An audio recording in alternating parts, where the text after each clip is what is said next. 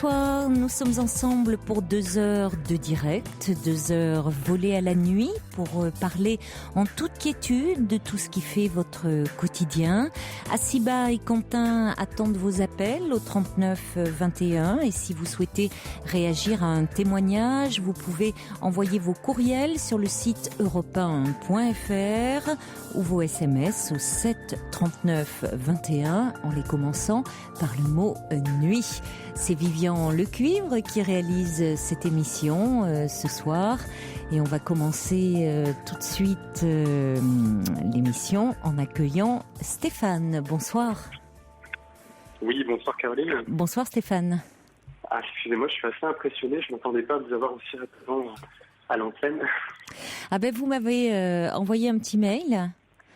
Oui, voilà, tout à fait. Ouais, donc, avec votre numéro de téléphone, donc on vous a rappelé. C'est comme ça que ça se passe. C'est pour ça que je précise, d'ailleurs, quand vous souhaitez témoigner, aborder un sujet, indiquez bien votre numéro de téléphone parce que je ne fais pas de réponse par mail. Mais si vous indiquez votre numéro de téléphone, là, on vous rappelle. Voilà. Pour preuve, ça fonctionne. Comment ? Pour preuve, ça fonctionne. Je oui. vous rappelle. Voilà. Je suis assez stressé, je ne sais pas trop par quoi commencer, Caroline. Donc, je vous appelais par rapport à mon entreprise. Oui. J'ai créé ma société dans le transport il y a à peu près 3 ans. Donc, je suis assez jeune, j'ai 28 ans. Donc, bientôt 4 ans, pardon. Ça va faire bientôt 4 ans. Donc, j'avais 24 ans lorsque je l'ai créé. Ah oui, très jeune, hein. Oui, en effet, comme vous dites, ouais. Donc, mais bon, j'avais cette ambition, puis j'avais envie de goûter l'entrepreneuriat. J'avais beaucoup d'ambition, beaucoup de projets. Il faut savoir qu'en France, il y a un petit souci avec les entreprises, c'est que les charges sociales sont très élevées. Je pense que vous avez dû en entendre parler de part de l'auditeurs, certainement. Donc le calcul des charges sociales se fait en décalé au tout début. Donc dans un premier temps, on paye quasiment rien et la 3e année, on se retrouve un peu assommé par les charges. Je vous cacherai pas que la 3e année la 3e année a été difficile et va s'apprêter à être difficile pour les prochaines, les suivantes. Et j'ai eu un rendez-vous avec mon comptable qui m'a annoncé la mort de mon entreprise dans les 2 ans à venir. Ce qui est dur. Très très dur. Mais ça, je comprends. Pour quelle raison ? Si vous voulez, dans mon secteur, je subis la crise de plein fouet. Oui. Donc la crise a fait qu'aujourd'hui, je travaille essentiellement sur contrat et les contrats, pour les obtenir, il faut faire de plus en plus de remises. Je compte plus mes heures. Donc je suis très fatigué, très très fatigué. Je travaille, j'ai une amplitude horaire très très large. Ce qui fait que aujourd'hui, là, je suis totalement perdu, stressé, je dors très très peu et je suis un peu à bout. Et donc là, je ne sais plus trop où donner de la tête par rapport à tout ça, quoi. Et dans votre entreprise de transport, donc vous avez recruté, vous avez combien de personnes qui travaillent avec vous ? Je travaille seul. La liaison est vraiment pas bonne. Je sais pas ce qui se passe. Vous avez un portable ? Vous m'entendez mieux là, Caroline ? C'est moyen encore, mais peut-être un peu mieux. Je sais pas, c'est quoi ? Ouais, je suis avec mon téléphone portable en fait. C'est pour ça. Il est possible que le son soit pas très très bon. C'est possible. Ça joue ça d'avoir un bon téléphone déjà pour négocier des contrats. C'est pas faux. Stéphane, c'est important ça. Je vais peut-être commencer par là alors. Il faut peut-être commencer par là. Attention. Mais donc vous êtes tout seul. Alors comment, c'est-à-dire une entreprise de transport, c'est-à-dire que vous êtes tout seul pour vous faites tout, c'est-à-dire c'est vous qui négociez. Voilà, en fait pour tout vous dire, je suis taxi en Bretagne. Vous êtes taxi. Voilà, tout à fait. Donc il y a le métier est de plus en plus difficile. Ah oui, d'accord, c'est différent, non, parce qu'entreprise de transport, j'avais du mal à comprendre comment vous pouviez faire tout seul. Oui. Tout à fait, ouais, je voulais vous apporter cette précision. Donc ça devient difficile. C'est vrai que les professionnels prennent de moins en moins les transports en taxi, c'est normal, les notes de frais sont réduites. Oui. Bon, les gens ont beaucoup moins de sous à dépenser dans les loisirs ou autres. Et donc c'est vrai que du coup nos amplitudes horaires deviennent très difficiles. Bon, je suis pas tout seul dans ce cas-là. Je sais qu'on est beaucoup d'entrepreneurs dans ce cas-là, enfin de professionnels taxis là-dedans. Je pense qu'il y en a beaucoup certainement qui vous écoutent à cette heure-ci et qui doivent. Mais ça serait bien qu'ils nous appellent au 39 21 parce que peut-être qu'ils pourraient justement vous donner, je sais pas, vous conseiller. Il y a différents statuts aussi dans le taxi. Vous êtes dans quel Le statut majoritaire, moi je suis artisan, donc ça que le D'accord. statut majoritaire. Donc vous avez acheté votre licence. Voilà, tout à fait, exactement. Donc vous êtes en train vous devez la rembourser. Vous avez tout compris, voilà. Donc oui. Du coup, les charges sont très élevées. Sont élevées. Donc au-delà de la licence, c'est surtout au niveau charges sociales, le calcul est assez complexe, donc on a du mal à suivre. Les premières années, on croit qu'on fait du bénéfice, et les années qui suivent. Mais je crois que au-delà de ça, je crois que c'est des années. Si vous voulez, ma comptable m'a dit que mon entreprise peut survivre, mais à une condition, c'est que je me verse un salaire minime pendant presque 2 ans. Donc voilà. je pourrais pas. Moi, je dois vivre aussi. Donc et je pense que je sais plus. Bon, au-delà, je pense que je vous appelle pas. Et en 2 ans, c'est-à-dire que en 2 ans, il peut aussi se passer beaucoup de choses sur le plan des contrats que vous pouvez avoir et des nouveaux clients que vous pouvez avoir. Parce que certes, les charges sont là, elles restent ce qu'elles sont, elles ne bougent pas, mais vos contrats, eux, peuvent évoluer. Vous pouvez avoir de nouveaux clients. Tout à fait, c'est vrai. Oui, ça peut changer, donc c'est vrai que c'est ce que je me dis pour me rassurer, mais bon, aujourd'hui je préfère anticiper quand même Il n'y a pas vous travaillez parce que je sais, par exemple, pour parler avec des taxis parisiens, il y en a qui au départ travaillaient comme ça seuls, les artisans, et puis qui, voyant qu'ils avaient du mal, se sont rapprochés des grandes compagnies de taxis et travaillent avec la radio. Mais en province, c'est peut-être différent. Alors, en province, ça marche, mais dans les grandes villes. Mais moi, je travaille en milieu rural. Donc, en milieu rural, on ne fait pas du tout le même métier qu'un taxi parisien. Du tout. On fait du transport de personnes âgées, des enfants handicapés. On fait vraiment de tout, quoi. C'est très, très large comme métier. Mais on ne fait pas du tout le même métier. Tu vois, un taxi parisien, effectivement, on a un réseau de contacts, on a du monde, Moi, en milieu rural, c'est différent. Je suis beaucoup plus seul. Donc, j'ai des collègues, mais bon, dans mon secteur, ça reste un secteur rural, quoi. Donc, c'est pas le même métier. C'est pas du tout le même métier. C'est très, et les grandes compagnies, ces grandes compagnies, il y en a 2, on va pas les nommer, mais elles ne sont pas présentes en milieu rural. Ah non. Et oui, c'est ça. Oui, je vois très bien les sociétés dont vous parlez. Oui, bien sûr, oui. Ça fonctionne plus sur les villes. Oui, parce que ça, pour le coup, c'est un apport considérable quand vous travaillez à la radio, que vous êtes, qui a un abonnement avec elle, ça vous apporte un afflux de clients. Mais c'est pas ce que je recherchais. C'est pas ce que vous recherchez. Vraiment un contact. C'était pour ça que j'ai créé ma société. Je voulais vraiment. Autrefois, j'étais commercial.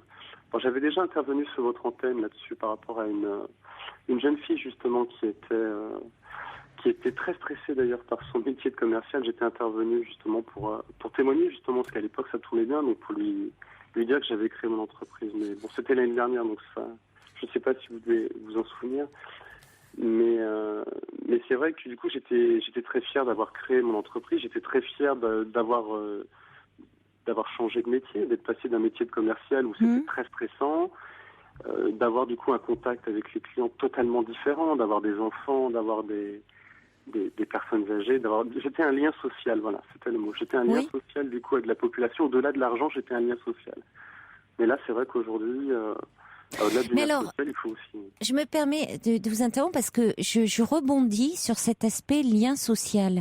Parce que justement, en milieu rural, comme vous le dites, vous avez des enfants, il y a des enfants handicapés, il y a des personnes âgées. c'est vrai que pour, je pense aux personnes âgées, c'est très compliqué de se déplacer si elles ne conduisent pas, s'il n'y a pas toujours, c'est pas bien desservi, hein, le milieu rural, si elles veulent aller faire des courses. Et le taxi pourrait être une excellente solution. Mais je trouve qu'en France, le taxi, ça reste cher, ça reste un moyen de locomotion élevé. Et c'est peut-être là où il y a un vrai problème. Parce que quand on voit le revenu des personnes âgées, aller faire ses courses en taxi, c'est un vrai coût. Et c'est vrai que si la course était peut-être moins élevée, comme on le voit dans certains pays, je pense. Moi, j'étais partie au Sénégal chez une amie. Les gens, et pourtant le niveau de vie est pas élevé, mais prennent le taxi beaucoup plus facilement. Parce que là, c'est un vrai moyen de locomotion et je pense qu'il y a un vrai problème au niveau du prix de la course. Et ce qui joue beaucoup aussi, comme je vous disais tout à l'heure, le point vraiment problématique, c'est l'aspect charge sociale, ce qui est normal. On a un système de santé aujourd'hui en France qui est très performant. On a des infrastructures qu'il faut payer, toutes nos routes, nos hôpitaux, tout ça, il faut les payer. Et donc du coup, c'est les charges sociales qui aujourd'hui, mais sachant que en France, il y a quasiment qu'un Français sur deux qui paye des impôts. C'est très difficile pour les entrepreneurs parce que du coup, on va chercher là où il y a de l'argent, donc chez ceux qui travaillent. Mais donc c'est vrai que le plus difficile, c'est de justement pouvoir assurer des heures de travail. Donc comme vous disiez, le coût justement d'une course, moi je fais des remises justement pour l'État pour pouvoir transporter, entre autres, désenclaver un peu le milieu rural pour justement transporter des personnes âgées et autres. Mais du coup, en faisant des remises, moi, je rogne sur ma marge, donc je rogne sur mon bénéfice, donc je rogne sur mon salaire. Donc je fais du coup des heures de fou pour gagner un SMIC, vulgairement un SMIC. Oui. Et du coup, là, on m'annonce au bout de 3 ans, c'est ça qui est très très dur psychologiquement, c'est que je fais des heures, j'ai envie de travailler, j'ai envie de rendre service, et au bout du compte, on me dit, voilà... Stéphane, ton salaire, tu peux retirer dessus 300, 400 euros à la fin du mois parce qu'il faudra payer tes charges, quoi. Le problème, c'est que j'ai aussi une vie à côté. J'ai aussi. Oui. Vous êtes à côté. Vous êtes seul pour le moment. Vous n'êtes pas en couple. Ah, si, tout à fait. Si, je suis en couple. Ouais. Mais parce pas d'enfant pour le moment. J'ai pas. À la limite, tant mieux. Tant mieux parce que ça sera. Enfin, pour rebondir, oui. En termes de charges, vous voyez, si vous aviez une famille à nourrir, ça serait compliqué. Si vous êtes en couple, est-ce que ça vaut pas le coup Est-ce que ça peut pas être un sacrifice aussi si votre compagne ou votre femme a elle un salaire? Est-ce que ça peut pas permettre de vivre pendant peut-être encore ces 2-3 ans sur le salaire de votre épouse? Ça va être dur. Ça va être dur. Ça va être très dur. Ah oui, ça va être dur. Mais je préfère, honnêtement, c'était plus ça le but de ma démarche avec vous, Caroline, c'était plus d'aborder plutôt l'aspect, faire le deuil de mon entreprise. De me dire, vous êtes dans ce registre-là? Oui. Je veux me préparer, si vous voulez, à ça, parce que clairement, honnêtement, aujourd'hui, artisan, même aujourd'hui, je vous dirais, vous travaillez de 6 heures le matin jusqu'à 11 heures le soir pour gagner 500 euros. Honnêtement. Oui, je comprends. J'ai pas envie de me lever le matin. Oui, je comprends. Donc alors après, c'est un cap à passer. Peut-être qu'effectivement, comme vous dites, il y a le facteur peut-être que ça marchera d'ici 2 ans. Peut-être qu'aussi, ça peut très bien continuer sur cette pente-là. Moi, si ça continue sur cette pente-là, ça continuera pas. Parce que pour tout vous dire, toutes les entreprises, on vous demande, les entreprises ça va encore, mais quand on travaille pour l'État, on demande d'investir dans des véhicules de plus en plus gros, il faut faire des remises, il faut, au bout d'un moment, quand on est seul, on peut plus. Mais si vous avez effectivement trop de stress là, trop de pression, que vous en arrivez à, comme vous dites, dans un état d'extrême fatigue, de grande comme ça anxiété par rapport à l'avenir, que ça peut avoir des répercussions aussi sur votre vie de couple, et puis que comme vous dites, c'est quand même très aléatoire et que vous travaillez, vous ne comptez pas vos heures, hein, on l'entend avec un avenir qui reste très aléatoire. C'est vrai que vous êtes très jeune, hein, vous avez 28 ans. Après tout, bon, c'est une expérience que vous avez tentée, mais il est toujours possible de songer à autre chose. J'y ai pensé, ouais. J'y ai pensé. Mais bon, c'est dur. C'est dur de se dire que j'ai dépensé tellement d'énergie dans cette création. Oui, en ce moment, oui. Bah, bien sûr, parce que vous avez beaucoup investi, mais en même temps, vous êtes c'est vous qui parlez de deuil, hein, de dire donc c'est un processus, c'est-à-dire qu'au fond vous dites vous préférez, vous êtes en train de la retirer cette énergie parce que vous sentez que vous en manquez actuellement. Que cette énergie, vous la dépensez un peu en vain. Oui, c'est ça, voilà. Donc si c'est au détriment aussi de votre santé, de votre équilibre, peut-être de l'équilibre de votre vie personnelle, de votre vie de couple, ça n'a pas vraiment de sens non plus. Parce que certes, c'était avec un bel idéal derrière, hein, être déjà vous aviez de l'ambition, être du lien social. Tout ça, ce sont il y avait une motivation personnelle, de l'ambition personnelle, et puis au service d'un idéal. Mais en même temps, si vous devez y laisser votre santé ou votre couple, parce que toutes ces heures que vous passez, c'est autant d'heures perdues pour votre vie personnelle, auprès de votre compagne, ça fait peut-être beaucoup. C'est vrai. Donc, vous avez cet esprit que vous avez finalement d'entrepreneuriat, vous pouvez l'envisager autrement. Cette expérience peut vous être utile pour d'autres. C'est-à-dire, c'est pas pour autant que ça s'arrête là. C'est-à-dire, justement, c'est l'après. Comment, justement, parce que pour moi, ce serait un échec, mais comment le valoriser après ? Alors. Vous savez, Winston Churchill disait le succès, c'est d'aller d'échec en échec, mais avec enthousiasme. Mais derrière cette formule, un petit peu, c'est au fond, on voit toujours dans la success story, on voit toujours le côté quand ça réussit, c'est merveilleux. C'est alors là, les paillettes, tout on voit là, tout le monde ce parcours merveilleux. On oublie que parfois il y a eu un vrai chemin de croix, que ça a été dur et qu'il y a eu des échecs avant. Simplement que les personnes qui ont réussi ont eu aussi la capacité à rebondir. Là où d'autres se sont dit « Ah non, jamais je vais pouvoir m'en remettre de cet échec ». Tout est une question de tempérament. Dans tout, à un moment, souvent, quand il y a réussite, il faut jamais oublier qu'il y a eu des échecs auparavant. C'est rare que l'on réussisse du premier coup. C'est vrai que j'aimerais tellement... ça, j'y crois, je suis d'accord avec vous, mais c'est vrai que j'aimerais tellement que, par exemple, des professionnels puissent l'entendre en France. C'est vrai qu'en France, vous présentez un entretien d'embauche, vous dites que vous avez fait faillite avec votre entreprise... on vous prend pour un nul, quoi. Non, mais attendez, ça, je crois pas du tout, hein, Stéphane. Je pense que justement des professionnels et des chefs d'entreprise où vous dites, voilà, je me suis lancée à 24 ans, j'avais envie de créer mon entreprise, j'ai démarré, vous dites le discours, parce que j'ai de l'ambition, je voulais et en plus être taxi en milieu rural, et puis pour moi c'était important parce que dans le milieu rural, je m'adressais à un certain type de personnes, les personnes âgées, les enfants handicapés. Donc mon ambition, je la mettais au service aussi d'une cause, de créer du lien social. Tout ça, ce discours-là, au contraire, il est très chargé de sens et de valeurs. Je ne vois pas comment ça ne peut pas être entendu. Il y a de l'humanisme aussi derrière. Ceux qui ne l'entendent pas, à la limite, tant pis. Vous passez votre chemin. Ils sont pas intéressants. Au contraire, moi je pense que ça peut être tout à fait entendu.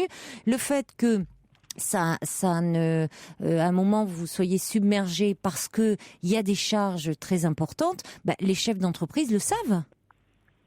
Ils sont eux-mêmes les premiers à en pâtir. Les petites et moyennes entreprises sont les premières à en pâtir. Donc elles vont pas vous dire comment vous n'avez pas su vous débrouiller. Donc non, c'est parce que vous êtes dans un moment difficile de dire vous avez beaucoup investi et c'est difficile de désinvestir. Vous avez prononcé le mot deuil à faire.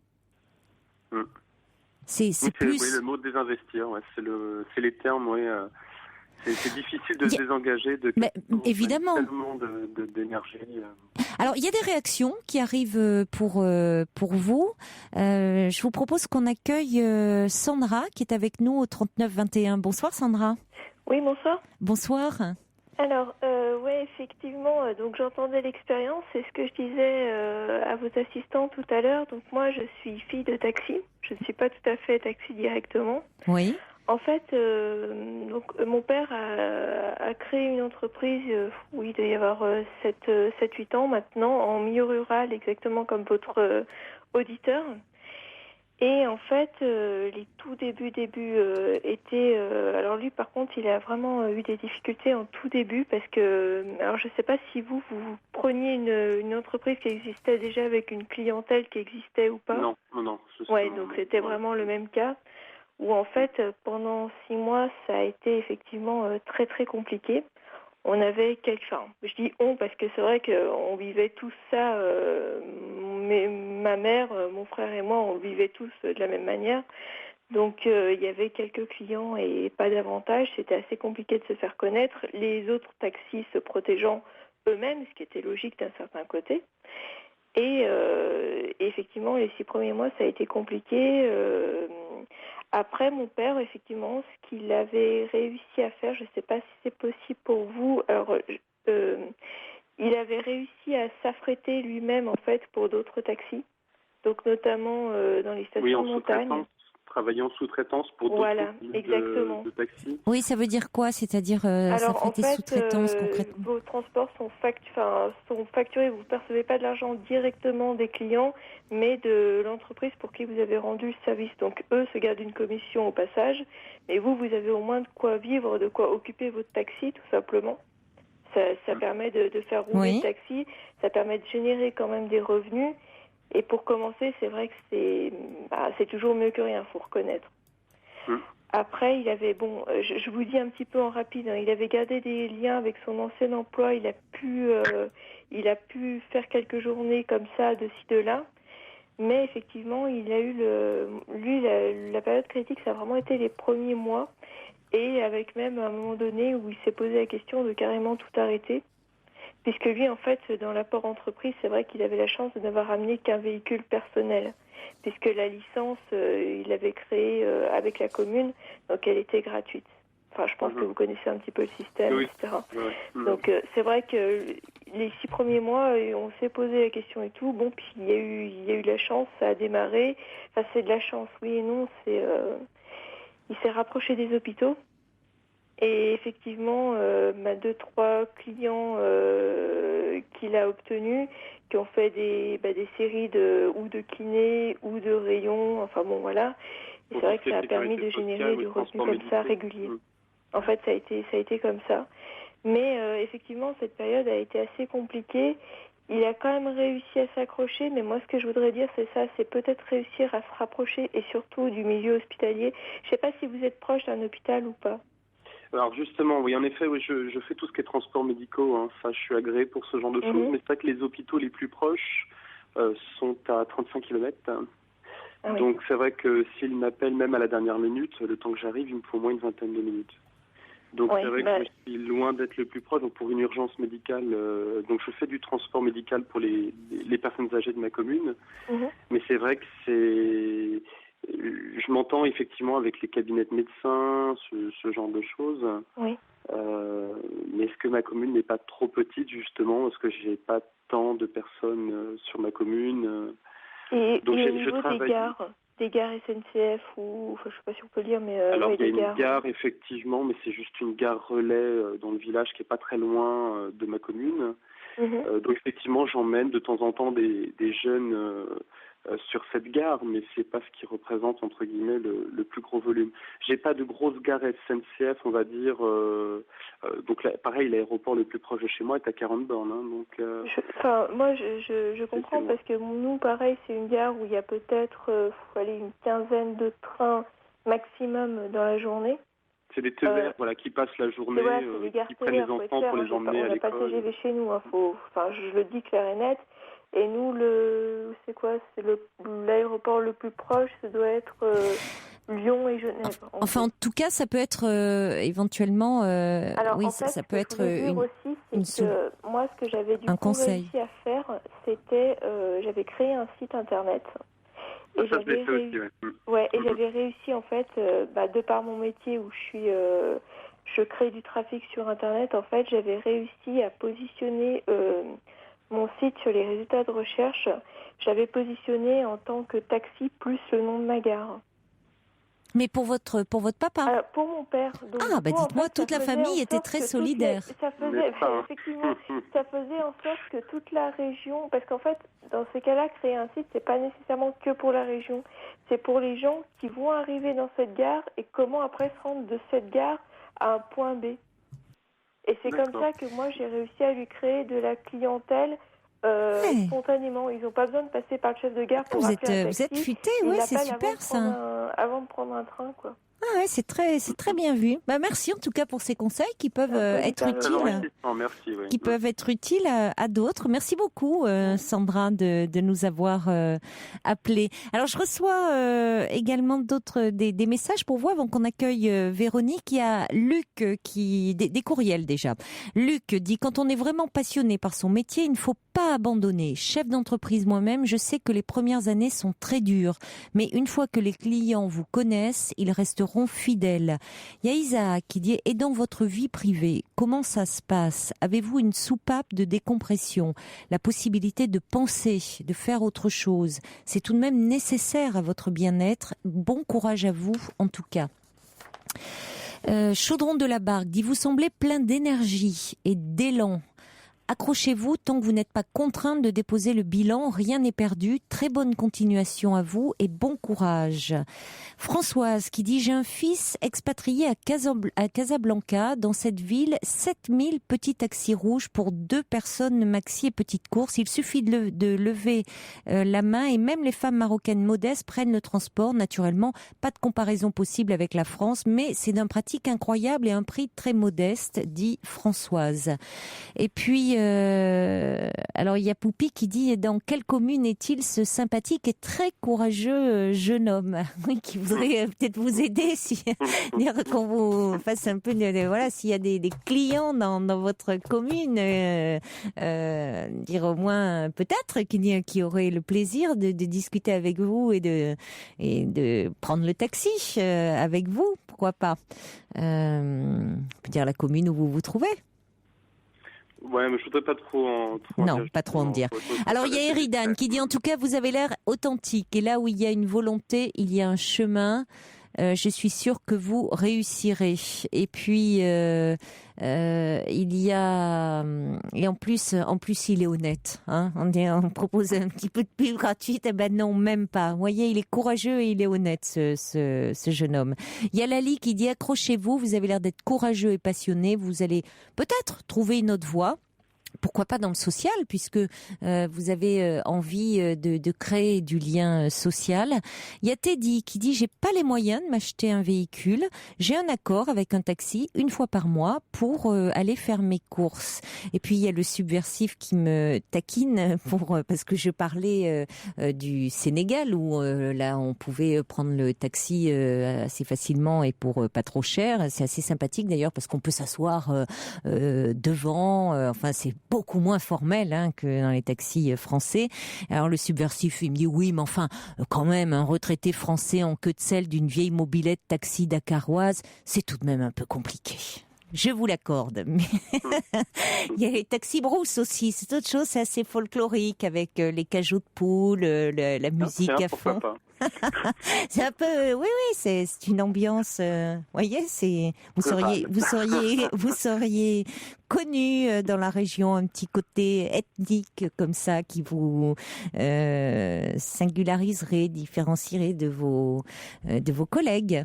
Hein, après tout, je suis pas sûre que ça plairait forcément à la population. On dirait oh là, il est curieux, hein, celui-là. Allez, on va accueillir maintenant Véronique. Bonsoir Véronique. Oui, bonsoir. Bonsoir. Moi, mon témoignage ne va pas du tout dans le même sens que apparemment tout le monde, mais il y a encore une piste quand même. J'ai un neveu qui est handicapé et tous les matins, c'est un taxi qui l'amène jusqu'à son école. Ils sont 4, je crois, dans ce taxi. Il y a une 60aine de kilomètres et le taxi fait un petit ramassage scolaire. Et donc, c'est tous les matins et tous les soirs de la semaine. Donc ça, c'est aussi une possibilité. Moi, ce que je voulais dire, c'est que j'ai monté une entreprise avec le père de mes enfants. Oui. Et le jour où nous avons déposé le bilan, ça a été un crève-cœur. Mais non, d'une pipe, qu'est-ce que j'ai bien dormi le lendemain matin. On s'était donné un mal de chien pour cette entreprise. Moi, j'ai eu mes 3 enfants pendant ce temps-là. Il y avait pas de répit, c'est-à-dire que même à l'hôpital, ma dernière fille avait même pas 24 heures et j'étais au téléphone avec les clients pour qu'ils puissent être livrés en temps et en heure. Et vraiment, on s'est donné beaucoup de mal, mais un beau jour, on s'est dit, bon, il faut qu'on arrête, on a une vie de famille. Et puis, on a fini par déposer le bilan. Et ce jour-là, je me suis dit, plus jamais, je ne serai à la tête d'une entreprise. Je ne serai plus que salariée. Et bon, notre couple a explosé, bien sûr, parce que c'était trop prenant. Ensuite, j'ai rencontré un autre homme et là, notre couple est à nouveau en train d'exploser parce que lui aussi est chef d'entreprise, qu'il rame comme un fou, qu'il bosse jusqu'à des 11h30, minuit tous les soirs. Et voilà. Et après, tout dépend de la priorité. Est-ce qu'il vaut mieux réussir sa vie ou est-ce qu'il vaut mieux réussir dans la vie? Voilà, c'est... Moi, j'ai 52 ans. C'est très intéressant, c'est ce qui me fait peur. Hein. Moi, j'ai 52 ans aujourd'hui et puis je suis à nouveau toute seule, quoi. C'est trop bête. Voilà. Mais c'est dur, hein, c'est dur de lâcher. Ça je vous comprends. Puis surtout que là, vous étiez en couple à l'intérieur, donc c'est vrai que c'était comme un bébé, quoi. Hein. C'était votre... Voilà. Mais sens, je vous assure, bien sûr, figuré. Hein. Oui. Le jour où on dépose le bilan, qu'est-ce qu'on respire, qu'est-ce qu'on est bien. Ça y est, c'est terminé, quoi. Les inventaires, les banquiers qui téléphonent dès 8h30 le matin, alors qu'on a passé la nuit à faire la compta, etc. Mais vous avez des regrets aujourd'hui d'avoir...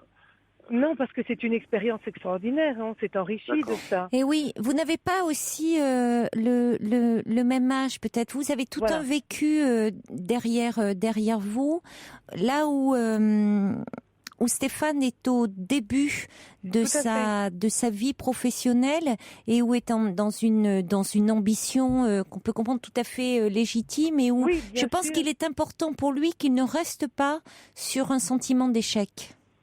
J'entends tout à fait ce que vous dites. Hein, c'est une expérience. Oui, je suis d'accord avec vous. Mais j'entends tout à fait ce que vous dites, Véronique, sur le fait que être salarié présente beaucoup d'avantages, à savoir que, vous n'avez pas, mais exactement, vous avez votre salaire à la fin du mois et vous n'avez pas à vous dire d'être là à courir, décrocher, il faut décrocher de nouveaux contrats, il faut que l'entreprise tourne, sinon vous n'êtes pas payé, si vous n'avez pas des contrats, les créanciers sont derrière, les dettes qui peuvent s'accumuler, si des clients qui ne vous payent pas, enfin c'est un stress permanent. Le témoignage de Véronique est intéressant parce que c'est vrai qu'il représente quand même beaucoup de cas. Moi, j'ai énormément de mes collègues qui sont divorcés, hein, donc qui ont énormément de difficultés. C'est aussi une réalité du terrain. Hein. C'est quelque chose je comprends, Caroline, votre position de vouloir m'encourager. C'est vrai que je suis jeune mais si je veux fonder une famille, j'ai pas envie de partir effectivement sur un échec, quoi. Enfin, de me dire, si j'ai des enfants et que je suis jamais là, je les vois pas grandir. Pour vous donner un exemple, ma fille est née un 5 juillet, nous étions en région parisienne, et j'avais un client à Avignon qui ne nous payait pas, il nous devait 50 000 francs. À l'époque, c'était beaucoup, elle est née en 93, ma fille. Et le 13 juillet, j'ai fait l'aller-retour dans la journée, en laissant ma fille, heureusement maman n'était pas loin, donc ma fille avait 8 jours. J'ai fait l'aller-retour à Avignon pour aller chercher ce chèque de 50 000 francs. Donc j'ai fait des trucs fous pour cette société. Enfin, j'avais un bébé de 8 jours né par césarienne, c'était vraiment imprudent. Oh là là, mais oui. on avait besoin de cet argent et vraiment on s'est donné du mal, mais que ce soit le père de mes enfants ou moi, vraiment on s'est donné à fond, quoi. Oui. On avait parfois les enfants qui dormaient il y avait un petit canapé dans notre bureau, des enfants dormaient là en attendant qu'on ait fini, quoi. Ils mangeaient mais une l'argent pizza. devenait du coup une obsession, j'imagine. Vous deviez, oui, les créances, c'était une obsession, non? Voilà, le dur, téléphone qui sonne, on se demande mais est-ce que c'est encore le banquier? Est-ce que c'est un fournisseur qu'on n'a pas pu payer? Oui, c'est ça, c'est terrible de se dire, comme vous dites, le téléphone, ça devient une source d'angoisse. Non, mais il est vrai que salarié, ça peut avoir des contraintes parce que des gens disent on n'est pas son emploi du temps, c'est d'autres qui décident, il y a des supérieurs autour, mais en même temps, il y a de sacrés avantages. Comme vous dites, on est quand même, il y a prise en charge par une structure, il y a le salaire qui tombe à la fin du mois. Enfin, exactement. voilà, il y a quand même aussi un cadre qui est très très rassurant. Une très bonne protection sociale. Aussi, oui, c'est vrai, il faut le dire. Le bilan, je suis allée 2 fois au secours catholique parce qu'on n'avait plus un sou, plus rien. C'était fini, quoi. Non, mais c'est clair. Et alors, ce qui m'a réconfortée... excusez-moi, je vous coupe. Il y a la différence, moi, c'est que je n'ai pas de...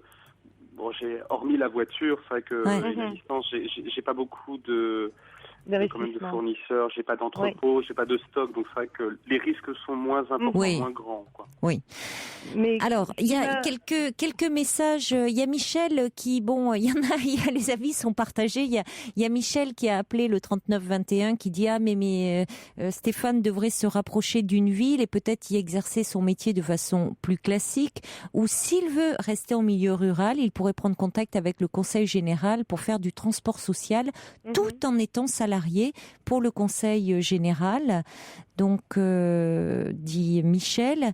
Et puis, il y a quelqu'un qui dit la sous-traitance avec des compagnies d'ambulance n'est-elle pas possible? Et puis, pour vous rassurer par rapport à vos craintes de dire si vous avez un projet futur de créer à nouveau une entreprise, il y a un message d'un ancien chef d'entreprise qui est aujourd'hui à la retraite et qui dit « J'ai toujours préféré embaucher quelqu'un qui a essayé, même s'il s'est planté, plutôt que quelqu'un qui n'a jamais rien tenté. » Ah tiens, d'accord. Voilà pour vous. Tous les messages, beaucoup de réactions au standard, par SMS et par courriel. Oui, ça suscite... Ça vaut peut-être le coup, effectivement, d'essayer de se battre encore un peu, d'essayer de tenir. Le témoignage de Sandra et de Véronique sont très complémentaires. Et oui. Je pense que je vais peut-être essayer de me battre, effectivement, comme a fait son père, et puis sans perdre de vue aussi peut-être l'expérience de Véronique, de par sa vie de famille. Je pense qu'il ne faut pas perdre de vue aussi les risques. Mais comme vous l'avez dit aussi, Caroline, de peut-être pas oublier sa vie de famille et sa vie personnelle aussi. Oui, c'est ce qui est compliqué. Mais en tout cas, vous voyez, il ressort de ces témoignages croisés et puis des réactions par mail et par SMS. À aucun moment, il ressort de c'est vécu comme un échec. C'est une expérience, là.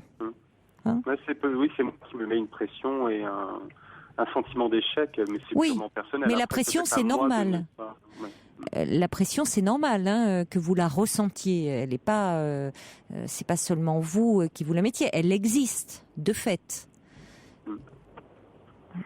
Écoutez, mais en même temps, il faut une sacrée dose de motivation et de courage pour vous lancer comme vous l'avez fait.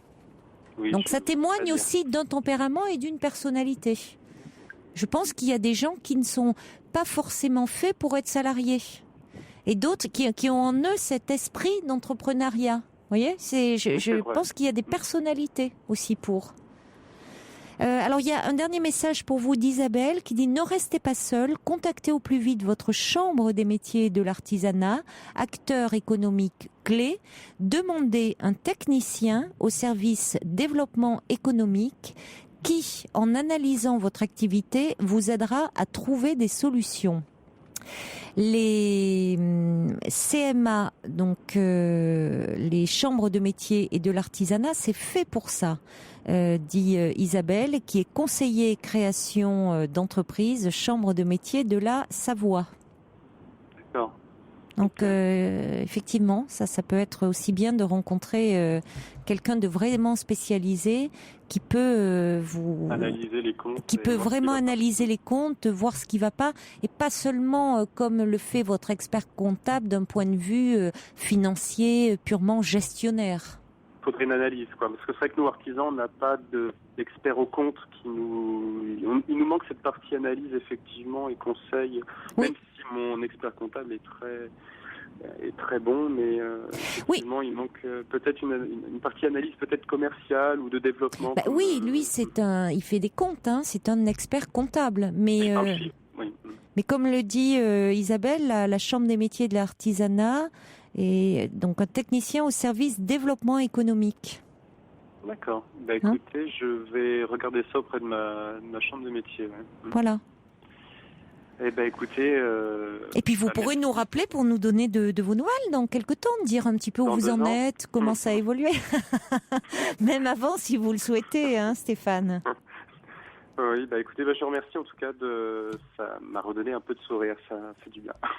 Tant mieux. Mais ça permet de s'enrichir un peu des témoignages des autres et si le standard veut communiquer, si les personnes veulent me contacter, soit par mail, soit par téléphone, il n'y a pas de souci, je suis preneur des Écoutez, merci beaucoup à toutes celles. Véronique, vous êtes encore là ?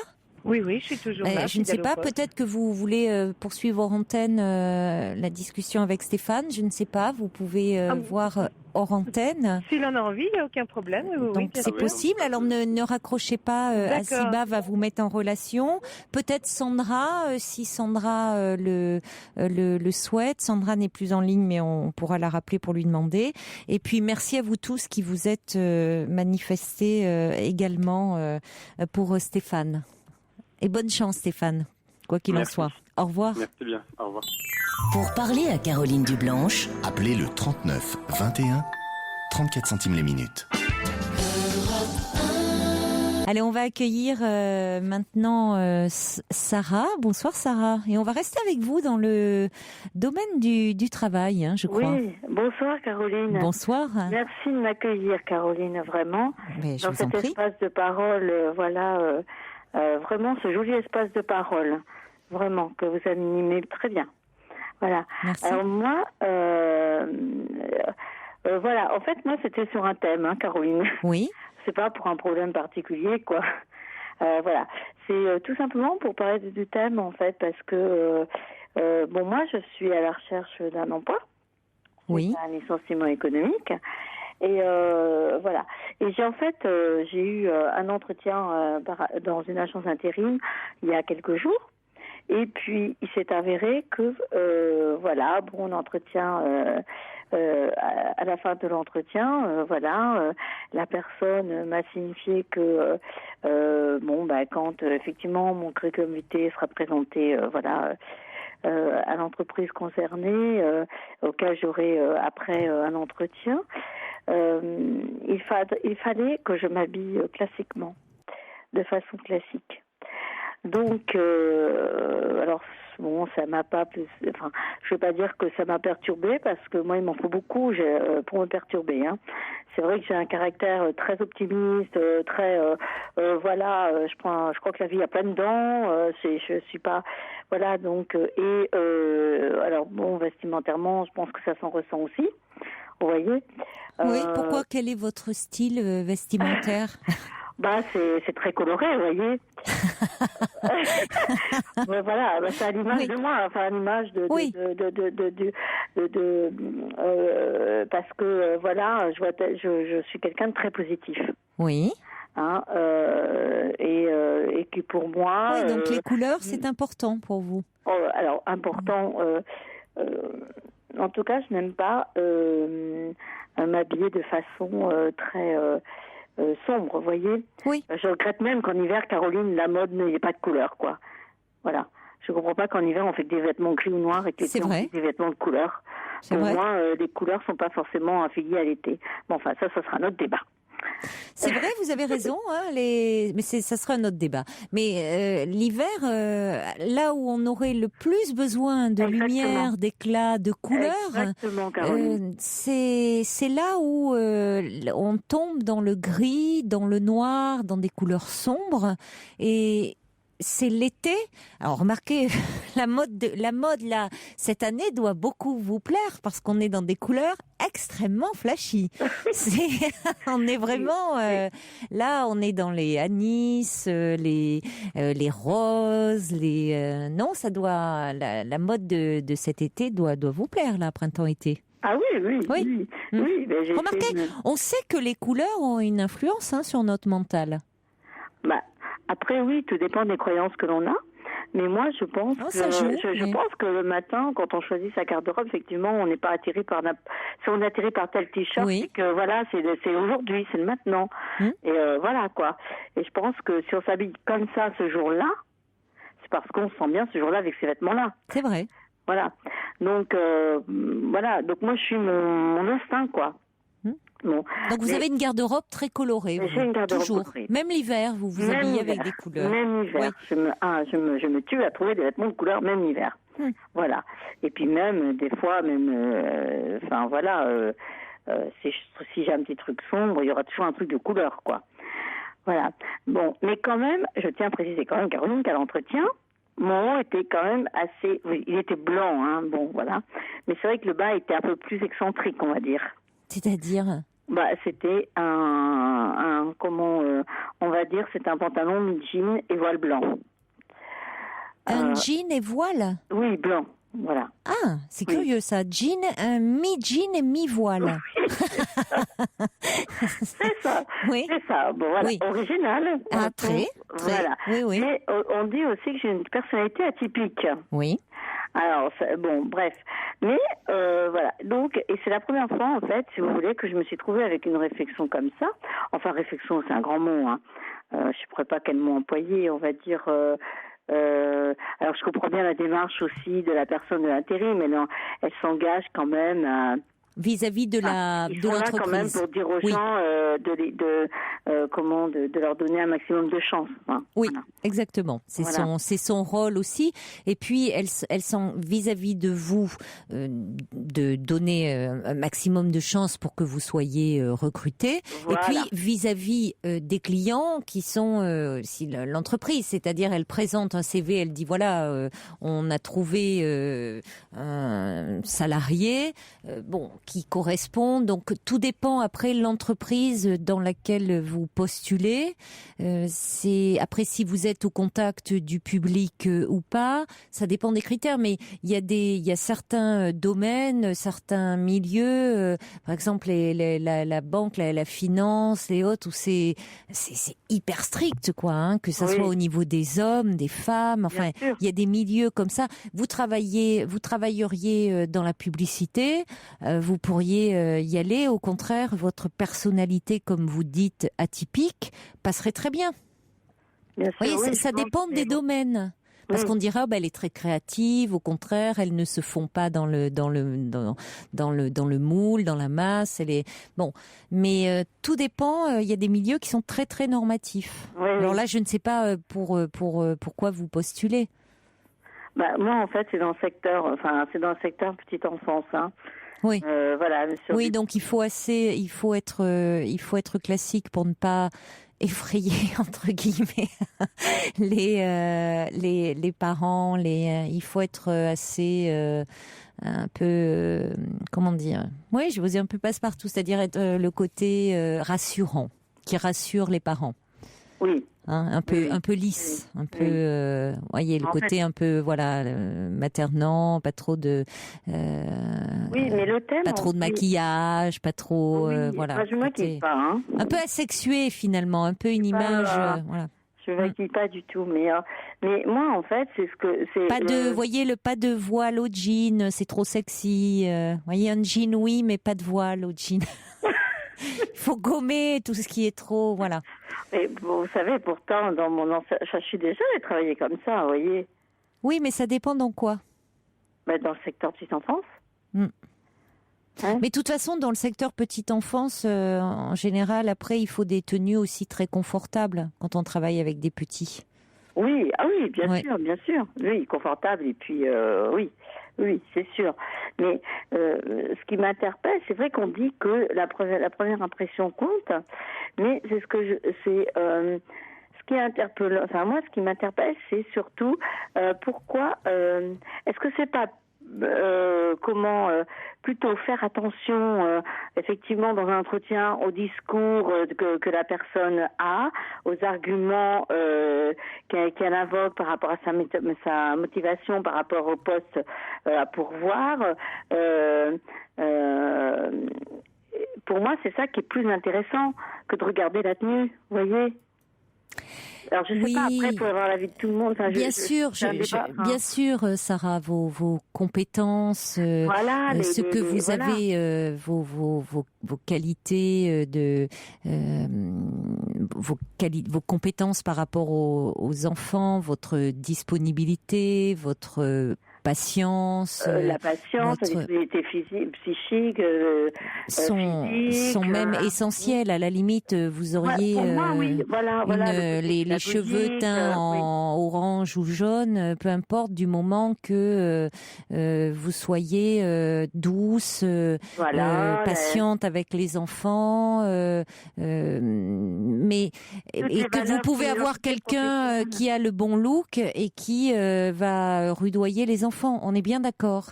Mais il faut quand même prendre en compte que si vous voulez mettre tous les atouts de votre côté par rapport à une autre candidate qui va se présenter, on est aussi dans un monde où l'apparence compte et où dans un entretien de recrutement, à compétences égales d'ailleurs ou pas, vous allez aussi être jugé en fonction de l'image que vous donnez de vous.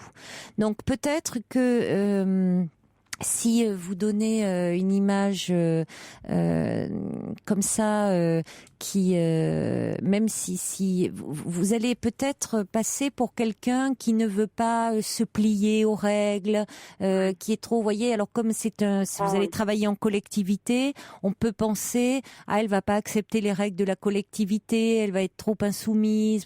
Donc plutôt donner aussi cette image qui va faire que vous allez vous donner toutes les chances pour avoir le poste. C'est pas si grave parce qu'après tout, c'est sur votre lieu de travail et le reste du temps, vous vous habillez comme vous le souhaitez. Parce qu'après tout, si vous avez envie de mettre un joli t-shirt, avec des couleurs vives, les enfants apprécieront parce que les petits enfants aiment beaucoup les couleurs. On dit même que les bébés, c'est prouvé, les bébés préfèrent les couleurs vives.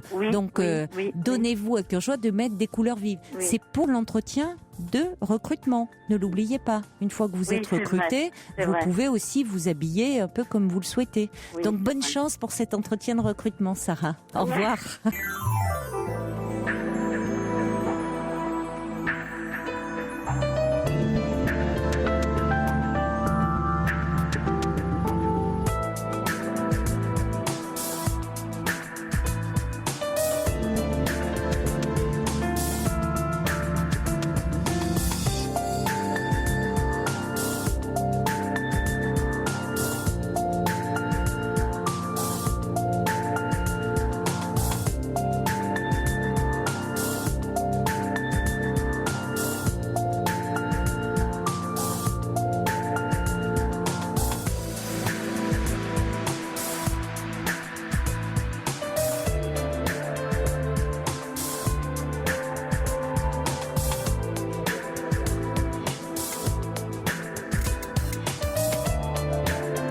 La nuit continue sur Europe 1 avec vos témoignages au 39 21 et toutes vos réactions par courriel sur le site europe1.fr ou par SMS au 7 39 21 en commençant vos messages par le mot nuit. Alors des réactions qui arrivent pour Sarah, qui s'est vue un petit peu pas reprochée, mais enfin on lui a dit que s'il vaudrait mieux qu'elle se présente avec une tenue plus classique lors de l'entretien de recrutement. Sarah aimant beaucoup la couleur. Alors il y a un message qui arrive qui dit comme je vous comprends, j'adore les couleurs.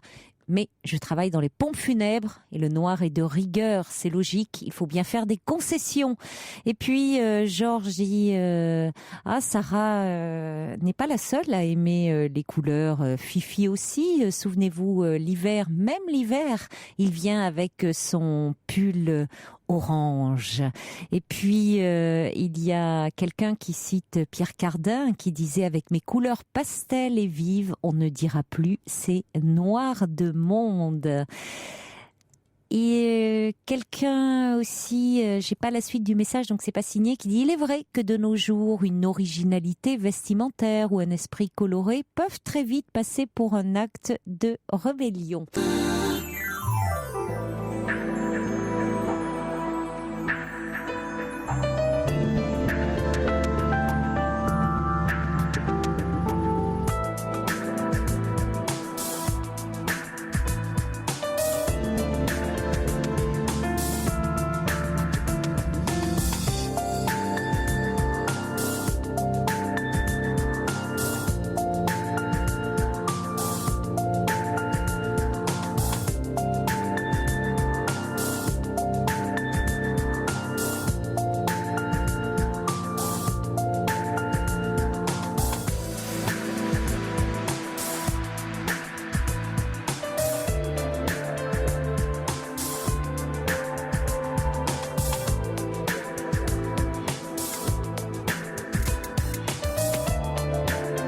La nuit continue sur Europe 1 avec vos témoignages au 39 21 et toutes vos réactions par courriel sur le site europe1.fr ou par SMS au 7 39 21 en commençant vos messages par le mot nuit.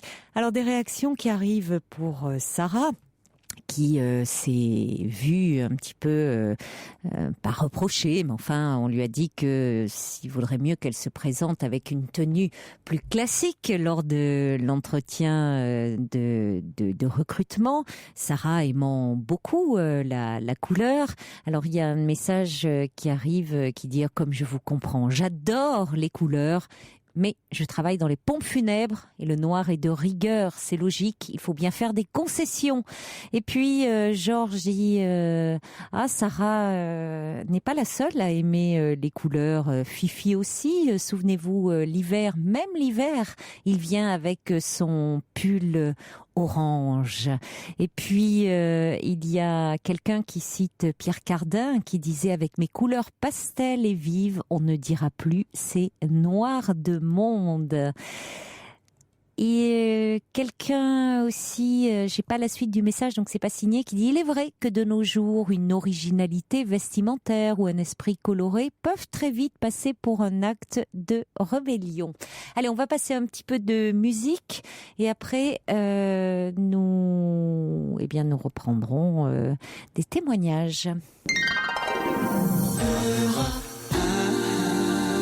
Annie Laurent, Kiss. Bonsoir Annie. Bonsoir Caroline. Bonsoir. Moi je voulais revenir sur le témoignage de Micheline hier soir. Oui, alors Micheline, pour ceux qui n'étaient pas à l'écoute, nous a appelé hier soir pour nous parler parce qu'elle a perdu sa fille il y a 2 mois dans un accident de voiture, sa fille de 22 ans. Hein. Oui. Eh bien, quand je vous écoute régulièrement tous les soirs, je suis dans mon lit en général et avec un petit bouquin et Je prête une oreille plus ou moins attentive aux témoignages que vous recevez. Et puis quand Micheline est passée, eh bien, je me suis retrouvée effondrée en larmes dans mon lit. Évidemment, je ne pouvais plus lire parce que c'était vraiment en écho à ce que moi je vis aussi, à savoir que j'ai perdu mon fils il y a 4 mois. Il avait 33 ans. Mais à la différence de Micheline, c'est que lui, ça n'a pas été un accident. Il était atteint d'un cancer depuis 4 ans. Et que depuis 4 ans, c'était vraiment un enfer parce que son cancer a été détecté trop tard. Et en plus, je travaille dans le domaine de la santé, je suis cadre infirmier. Il fait que depuis le début de sa maladie, quand on l'a identifié, je savais plus ou moins l'échéance qui allait arriver. Alors, avec son père, on l'a accompagné du mieux qu'on a pu. Et puis, ça s'est terminé au mois de février dernier. Mon fils a eu le temps de se marier en fin d'année. Et puis, moi, j'ai surmonté tant bien que mal cette épreuve. Ce que je voulais dire à Micheline, c'est que on a des ressources en nous qui sont insoupçonnées et que je me retrouve, c'est ce qu'on me renvoie en tout cas, dans un état de, comment vous expliquer, que je ne suis pas du tout anéantie. Je ne sais pas si vous voyez ce que je veux dire. Moi, je croyais qu'on ne survivait pas à ce genre d'épreuve. Et en fait, j'ai trouvé des moyens, j'ai trouvé des ressources. C'est vrai que du fait que mon fils était malade, moi je me suis préparée depuis longtemps. J'étais prête intellectuellement, comme m'a dit le médecin des soins palliatifs, mais pas émotionnellement, ça bien sûr. Mais j'ai mis en place plein de choses qui m'ont aidée et qui continuent à m'aider. Et c'est ce que je voulais renvoyer un peu à Micheline. Qu'est-ce qui vous aide ? Alors, ce qui m'aide, c'est de ne pas lutter contre ce que je peux ressentir. C'est-à-dire faire des choses qui sont bonnes pour moi. M'entourer de gens qui sont positifs pour moi. Qui peuvent m'apporter du soutien, qui peuvent m'accueillir dans l'état où je suis. Je fais des choses qui ne sont pas violentes. On va dire que je ne lutte pas contre ce que je peux ressentir. Et on me renvoie l'image de quelqu'un d'apaisé par rapport à ce que j'ai pu être avant. Et par rapport à la traversée de la maladie. Oui, parce que ça a été terrible. Et les derniers mois ont été particulièrement difficiles. Et j'ai accompagné mon fils jusqu'au bout. Et j'ai vécu comme un zombie, quoi. C'était tous les jours l'hôpital, la maison, l'hôpital. Bon, il n'a pas toujours été à l'hôpital. Il a été en chimio, il a été à Villejuif, mais les derniers temps, il les a passés dans un service de soins palliatifs. Dans notre malheur, on a eu la chance d'avoir des professionnels, un service vraiment... ça pouvait pas être mieux. Oui. Vraiment des gens merveilleux. Qui l'ont entouré, qui vous ont entouré, qui l'ont entouré, qui nous ont entouré, nous, ses parents, sa famille, ses proches. Qui ont fait en sorte qu'on prenne en compte qu'il y ait le moins de souffrance possible, de douleur possible. Et puis, la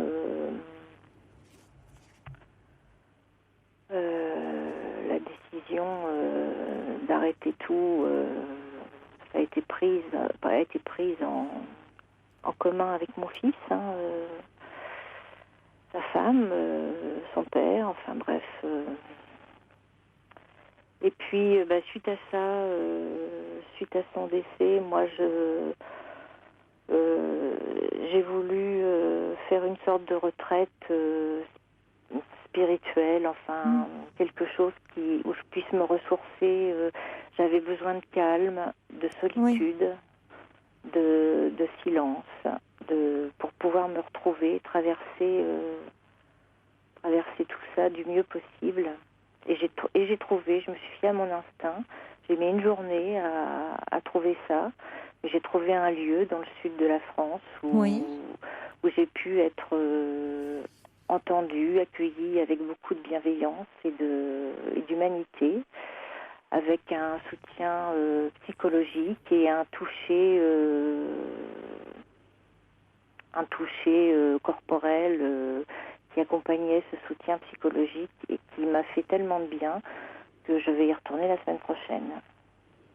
C'était un lieu...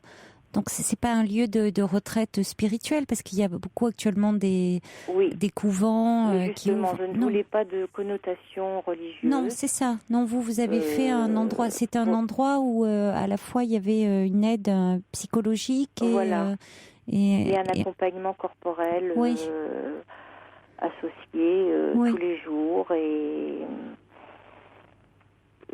c'était en pleine nature, c'est dans le sud. Et vous disiez hier que la nature est une ressource qu'on ne soupçonne pas, et c'est vrai. Et c'est vrai que là-bas, j'ai coupé tout. J'avais pas d'ordinateur, pas de téléphone, pas de rien, que la nature et les petits oiseaux qui venaient manger dans la petite mangeoire de l'arbre où j'étais dans le jardin. Voilà.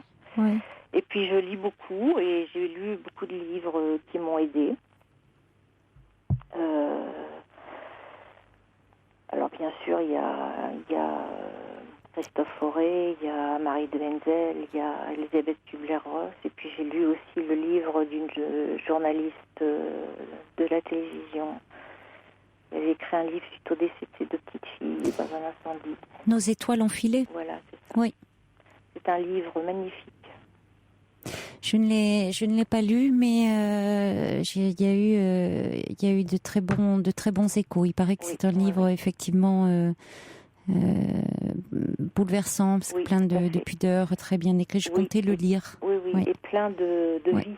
Plein de vie, c'est ça. Oui, parce que toutes vos lectures, que ce soit Elisabeth Kubler-Ross, enfin, tournent autour de ce passage, de la mort, du deuil, et en même temps, ce sont des ouvrages qui sont tout sauf sombres. Ils sont très profonds, très porteurs de vie.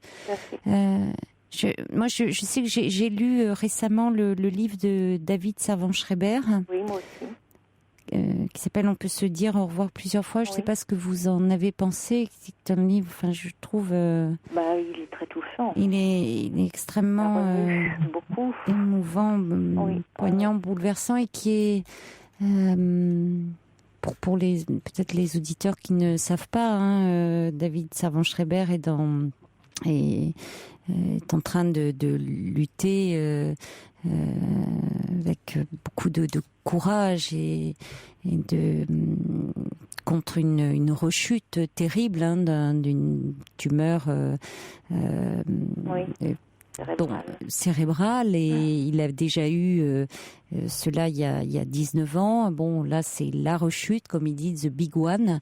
Il est médecin, il est lucide, et là il a écrit un livre où il raconte. Et c'est un livre où il y a beaucoup de vie, beaucoup d'espoir, beaucoup de.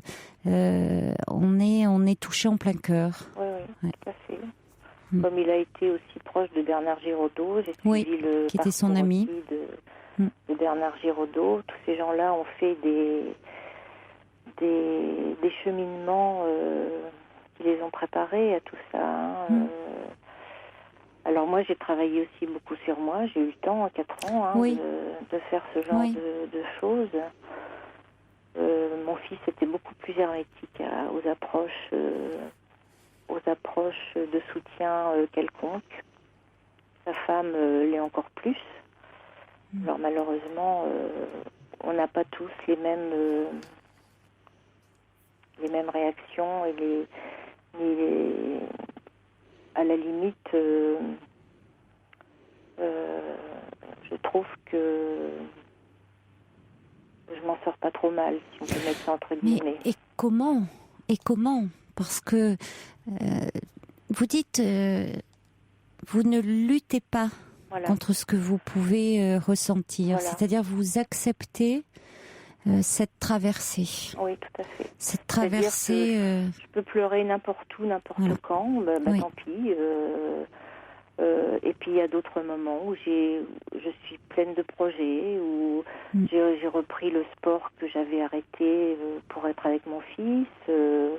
Je ne travaille plus parce que j'avais été en maladie, en longue maladie pour pouvoir rester avec lui, mais de toute façon maintenant je suis en retraite. Oui. Et je fais des choses. J'ai arrêté les antidépresseurs parce que ça faisait 4 ans que j'en prenais. Ça aide à vivre le quotidien, les antidépresseurs. Mais maintenant j'en ai plus besoin. Et c'est ce que je dis aux gens qui sont surpris quand ils me voient. Je ne suis plus déprimée. Je suis triste, mais je ne suis plus déprimée. Non, mais je crois que ce que vous avez vécu, peut-être le pire, vous l'avez traversé, vous l'avez accompagné quand votre fils était là. Était présent, c'est-à-dire que vous avez fait déjà tout un travail intérieur, ce qui ne veut pas dire qu'évidemment il n'est plus là aujourd'hui et que par moments vous pleurez, la peine vous submerge, mais vous avez déjà traversé tellement de choses, tellement de choses difficiles en étant tellement présente à ses côtés que vous avez déjà fait une grande partie du chemin. Bien sûr, oui. Et ce que je dis aussi, c'est que plus rien ne peut m'anéantir. Non, je crois. Me sens renforcée. C'est terrible, parce que on se dit, est-ce qu'il faut en passer par de telles épreuves pour éprouver ce que j'éprouve maintenant ? Mais je suis pleinement dans la vie. Alors que je viens de vivre une épreuve terrible. Et je relativise plein de choses, quoi. Je me dis, franchement, rien ne peut m'anéantir maintenant. J'ai traversé le pire, donc... oui, vous avez traversé le pire. Donc, vous pouvez, évidemment, après avoir survécu à ça, vous ne pouvez que vous en sortir et finalement vous dites la vie considérer ce qu'elle a aussi de précieux, y compris dans des choses que nous ne voyons plus. Parfois, quand vous dites que vous étiez parti faire cette retraite en pleine nature, vous parliez de cette mangeoire où les petits oiseaux venaient, il y a d'autres personnes qui ne voient plus ça. Qui l'ont parfois dans leur quotidien, qui ont un petit jardin ou un petit parc, qui ne le voient pas, parce qu'elles sont trop pressées. Oui. Vous, ça à la fois, c'est comme vous dites, il y a des épreuves terribles et qui en même temps nous ouvrent, pas toutes les personnes, toutes les personnes n'ont pas cette capacité. en elle à pouvoir s'ouvrir, mais avoir, j'oserais, des moments de presque de grâce comme ça, quelque chose de s'ouvrir de s'ouvrir. Oui, tout à fait. Intérieurement, de s'ouvrir aux autres, de s'ouvrir de façon plus générale. Oui, oui, mais c'est ce qu'on me dit autour de moi. Alors c'est très surprenant parce que franchement, je pensais pas que ça allait évoluer comme ça. Et puis voilà, je me laisse porter. Là, je vais quitter la maison où j'habite actuellement parce que mon fils avait encore sa chambre à l'époque où il faisait encore ses études. Mais j'ai envie de tourner une page, quoi. Donc, je vais me rapprocher de ma famille qui n'est pas dans la même ville que moi. Et puis, comme j'ai des soutiens importants au niveau de ma famille, c'est important que je les retrouve. J'ai des amis qui sont là, des amis sûrs. Je fais une activité sportive. Je fais des choses qui me font plaisir et qui me font du bien. Voilà.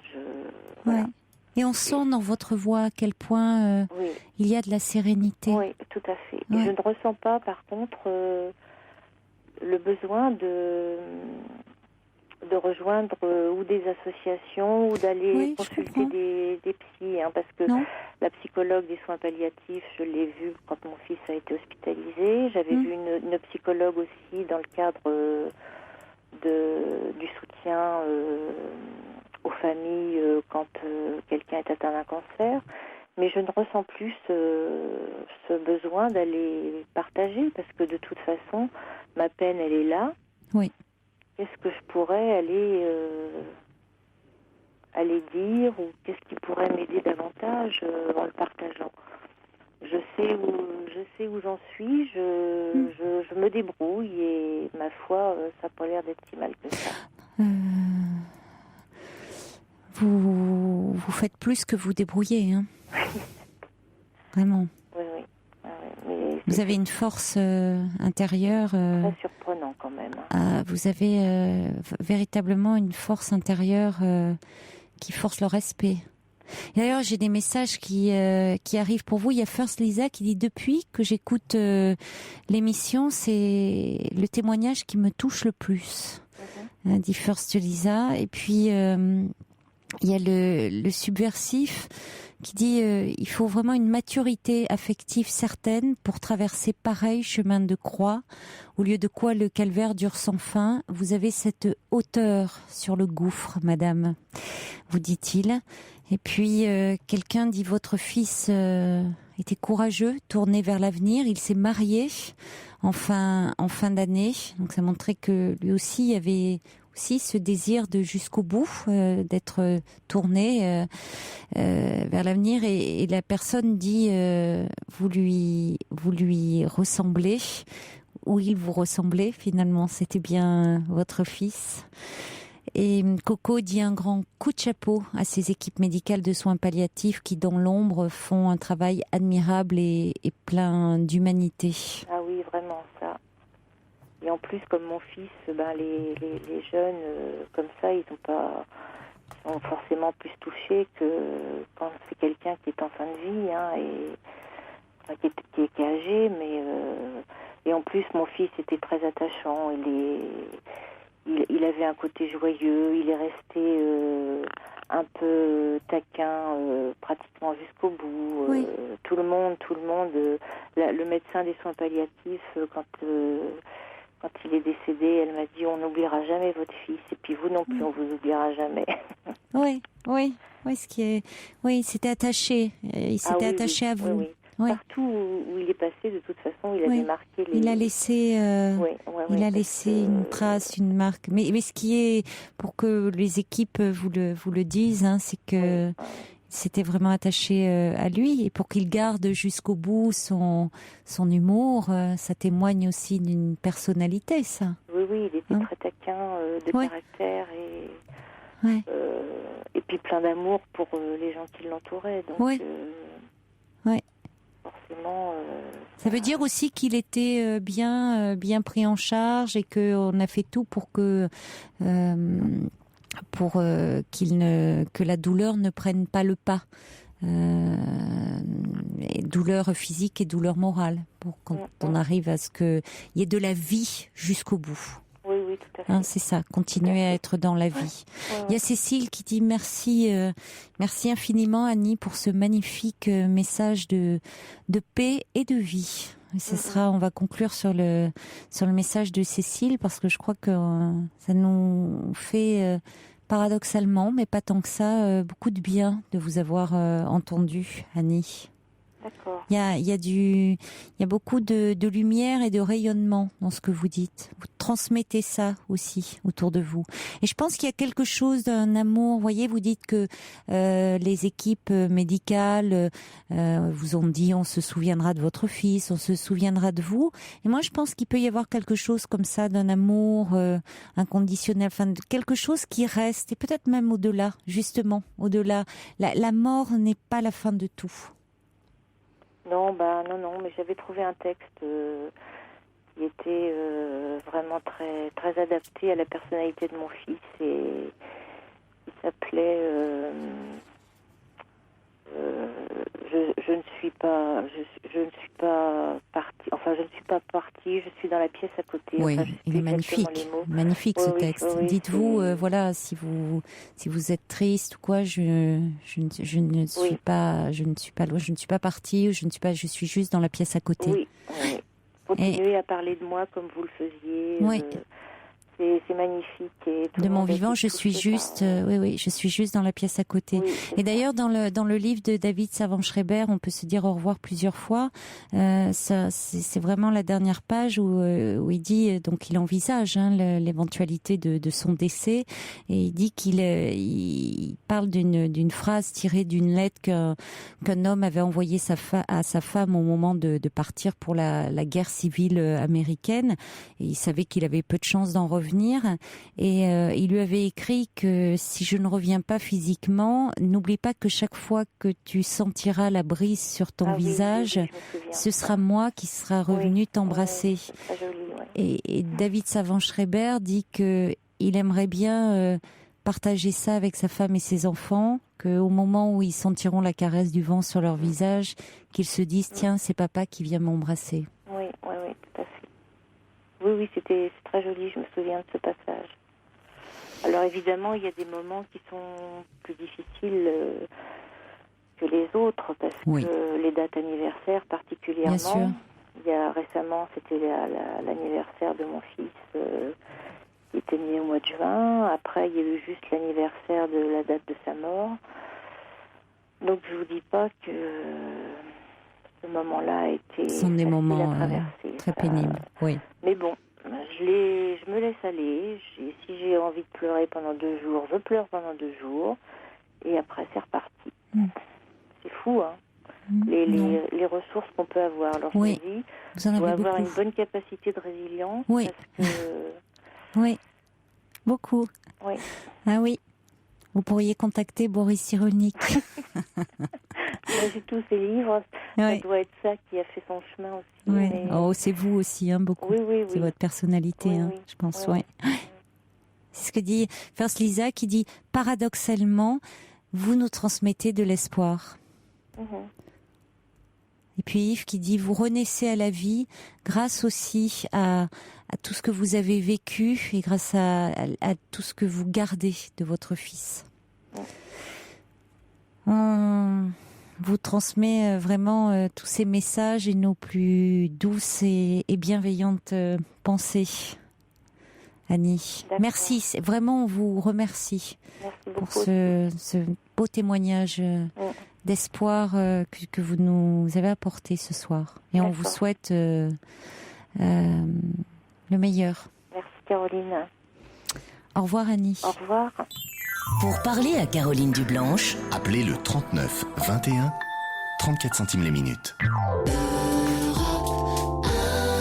EBE dit on sent dans la voix d'Annie toute la sagesse du monde. Et puis Eridan dit nos étoiles ont filé, je ne connaissais pas, mais qu'est-ce que ce titre est beau. Oui, C'est vrai que c'est un titre magnifique. La réalité est plus difficile puisque j'ai pas l'auteur. C'est une femme qui est journaliste et qui parle de la disparition de ces petites filles dans un incendie. Donc c'est Nos étoiles ont filé. Et c'est vrai que c'est un très joli titre et c'est un très joli livre, paraît-il, sur un sujet pourtant ô combien difficile. On va accueillir maintenant Marie-Joseph. Bonsoir. Oui, bonsoir. C'est difficile Bonsoir. de témoigner après ce... Oui, je vous comprends. Je vous comprends. Il y a parfois, c'est compliqué de témoigner derrière. Il aurait fallu quelque chose de plus léger, je pense, pour moi. Non, écoutez, en même temps, c'est pour ça qu'on a mis un petit peu de musique. Vous voyez, on vous a simplifié un petit peu la tâche. On a mis une petite pause musicale entre-temps. Voilà. Oui. Alors moi, je vous avais appelé Caroline parce que je m'occupe de mon mari qui a un Alzheimer et je n'arrivais pas à prendre la décision de partir voir ma fille, de le laisser même quelques jours. On en avait parlé et vous m'aviez conseillé effectivement de prendre du temps pour moi, et j'ai fini par le faire. Effectivement, ça m'a fait du bien. C'est aussi pour témoigner pour les autres, les aidants. Effectivement, ça permet de repartir. Ça permet de prendre un petit bol d'air et puis de voir autre chose et de continuer, puisque lui n'a pas du tout été affecté par mon départ. Je suis partie, je suis revenue, ça ne l'a pas du tout perturbé. J'avais peur de ça. Oui, je me souviens de vous. Vous avez bien fait de partir. Hein. Oui. Donc, ça vous a fait du bien ? Oui. Hein ? Oui, ça permet. Ça vous a permis un peu de souffler, de voir votre fille. C'est important aussi parce que bien sûr.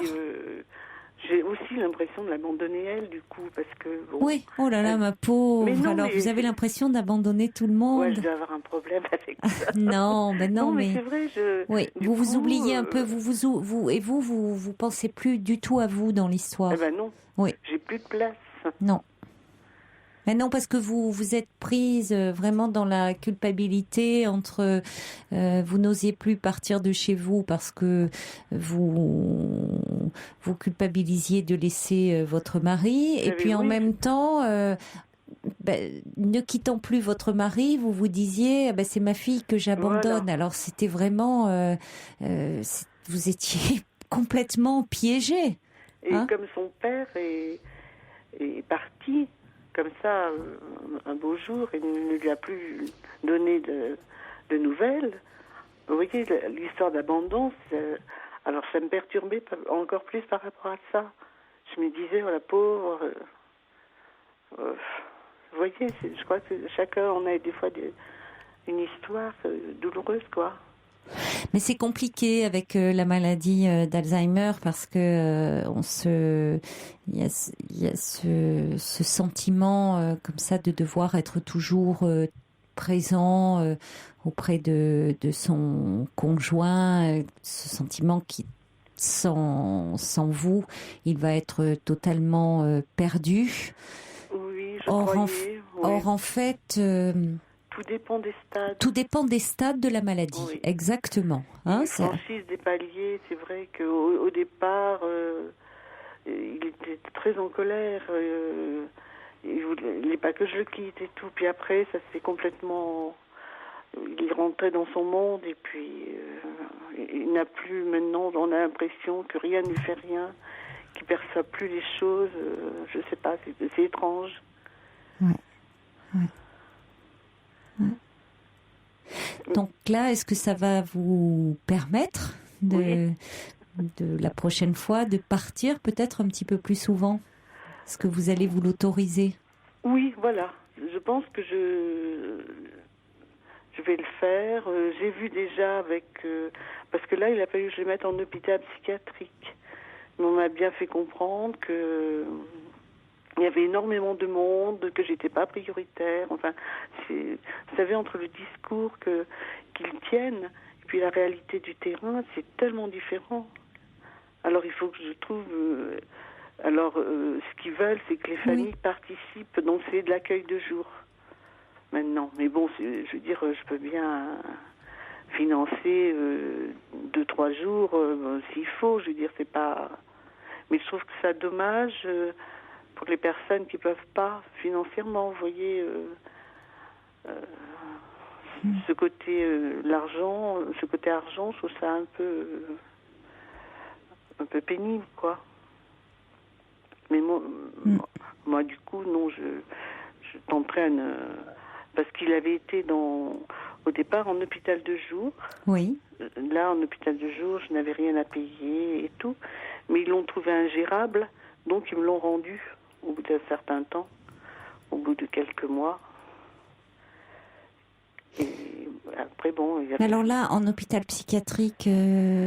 C'est l'hôpital psychiatrique où il avait été passé le mois quand on avait fait pour faire le diagnostic, vous voyez. Oui, mais c'est pas vraiment adapté pour les malades Alzheimer. Là, si vous voulez, il était en observation la première fois, et là, ils l'ont repris dans la même unité. C'est une unité de patients Alzheimer où il y a des démences. Démences. Oui, mais c'est pas la même chose. Hein. Il y a des démences Alzheimer et d'autres démences. Non, c'est pas Et après, bon... Oui, mais ils font du long séjour ? Ah, non. Ben oui, c'est ça le problème. Oui, non, moi, c'était pour... si je pars... C'est si vous partez, d'accord. Oui, c'est juste quand vous partez, mais sinon, vous pouvez, vous envisagez, c'est juste lorsque vous partirez, quelque temps. Oui, parce que bon... D'accord. L'infirmière qui vient une fois par semaine, l'infirmière du secteur psychiatrique, m'en a parlé. Elle m'a dit qu'il faudrait peut-être envisager de faire les papiers pour le mettre dans une maison de retraite, là où il y a des Alzheimer, effectivement. Ils ont des ailes réservées aux patients Alzheimer. Mais bon, moi je me dis, tant que je peux le garder, là aussi je trouve ça dur, hein, de séparer comme ça, même s'il ne me reconnaît pas. Je sais pas, je me dis... Pourquoi ? Je sais pas, ça doit être très dur à prendre comme une décision. Je me dis, c'est mon mari, c'est... Mais ça s'est bien passé pourtant, là. Oui.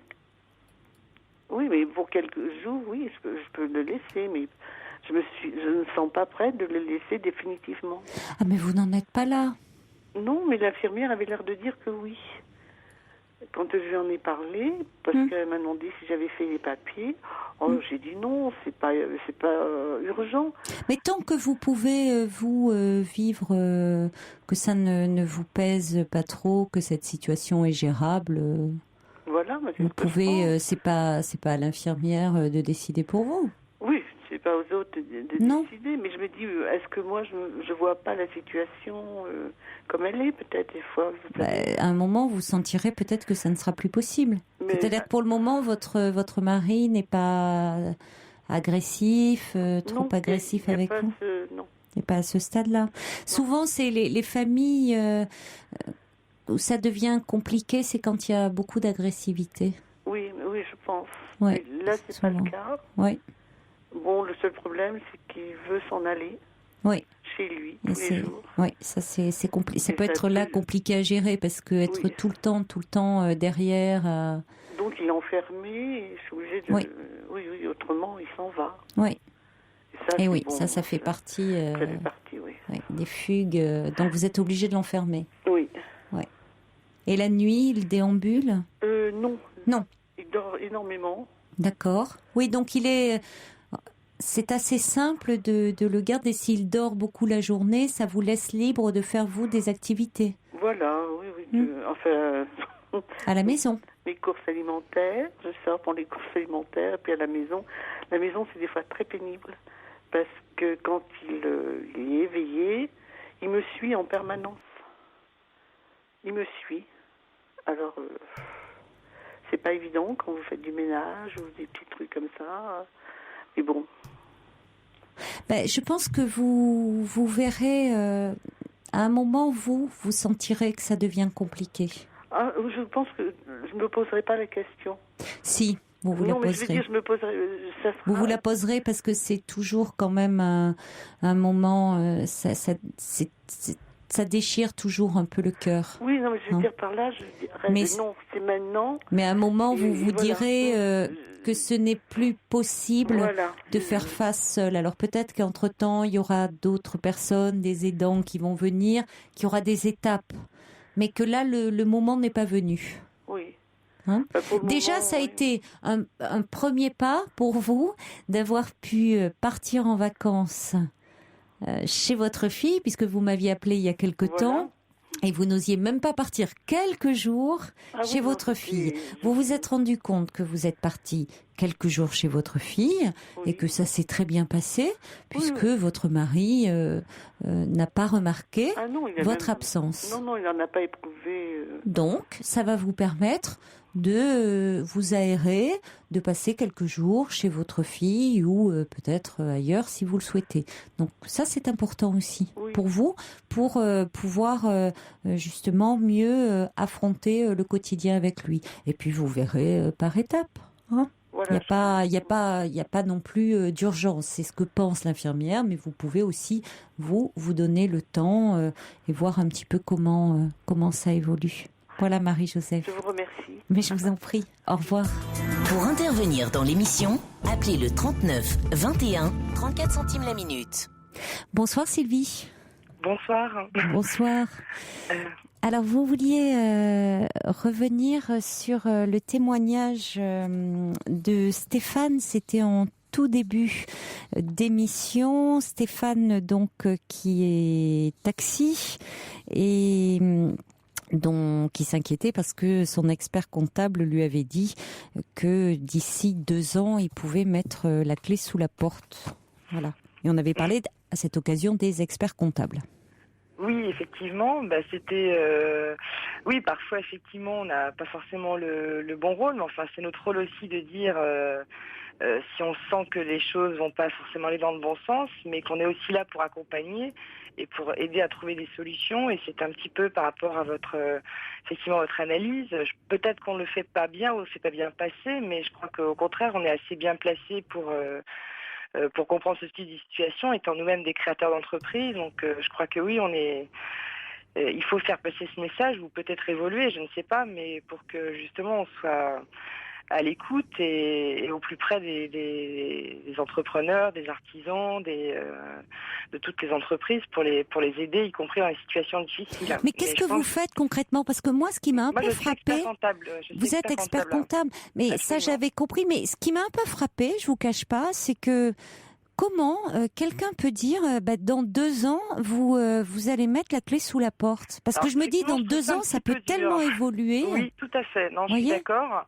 C'est un petit peu sec, effectivement, et je pense qu'il faut aussi... Parce que tirer le signal d'alarme, dire attention, il y a des voyants en rouge et tout, c'est le rôle, mais dire, on met la clé sous la porte, c'est waouh, ça... Oui, tout à fait. Alors, j'ai pas entendu le début, je suis désolée, j'ai pris l'émission en cours de route, je rentrais en voiture, donc j'écoute habituellement pas forcément à cette heure-ci, mais enfin de temps en temps, et j'ai pas entendu ce début, effectivement... Je pense qu'on n'est pas là non plus pour casser ou pour démoraliser complètement. Au contraire, je pense qu'il faut vraiment accompagner, aider à trouver des sorties. Bon, mais à 2 ans, c'est difficile aujourd'hui de dire effectivement c'est fini, sauf si vraiment on voit qu'il n'y a pas de possibilité du point de vue de l'activité. Après, je sais pas, un chauffeur taxi, sauf s'il y a d'énormes problèmes de financement et qu'il n'y a pas forcément de problème d'activité, mais on est tout à fait en capacité de faire cette analyse. À 2 ans, ça me semble un peu difficile, mais comme ça, après, il faut voir la situation au cas par cas, mais c'est peut-être un petit peu dur, ou même si il faut parfois le dire, mais il faut aussi pouvoir encourager pour pouvoir trouver toutes les ressources. Parce que parfois, ça peut redécoller aussi, ou le financement, c'est un problème. Dès lors qu'il y a de l'activité, il y a de l'espoir, je dirais. Donc, il faut s'accrocher au contraire. Oui, c'est ça, c'est-à-dire que partisane de ce type de solution. Oui, ça dépend du tempérament un peu aussi de l'expert comptable, s'il est un peu pessimiste ou optimiste. Moi, voilà, j'ai plutôt tendance à essayer d'encourager, étant moi-même, j'ai créé mon entreprise assez récemment. Oui, oui. Et je me mets assez facilement à la place des entrepreneurs, puisque voilà, j'ai pas encore suffisamment d'années d'expérience pour dire tout va bien, et voilà, mais dans 2 ans, je ne sais absolument pas ce qu'il en sera. Marquez, ça aide dans ces cas-là, quand on crée soi-même son entreprise et qu'on est expert comptable, au moins vous êtes sûr que c'est nickel au niveau des comptes, Sylvie. Voilà. Sur ce plan-là. Mais peut-être effectivement il faut prendre effectivement un expert comptable qui est peut-être plus proche de sa situation, mais que voilà, sur le fond, je pense qu'on est tout à fait les bons interlocuteurs, parmi d'autres, mais en tout cas on est au plus près de l'entreprise, ça c'est sûr. Après c'est effectivement une question de personnalité et de tempérament et de vision et de positionnement aussi dans le temps. Voilà. Merci beaucoup d'avoir fait entendre comme ça par votre voix le métier des experts comptables. Voilà. Merci Sylvie. Au revoir. Au revoir. Et merci à Coco et à Michel qui nous ont donné le nom c'est Anne-Marie Revol, R-E-V-O-L, l'auteur de Nos étoiles ont filé, et c'est paru aux éditions Stock. Allez, on vous embrasse et je vous souhaite à tous bien sûr une très belle nuit, faites de jolis rêves.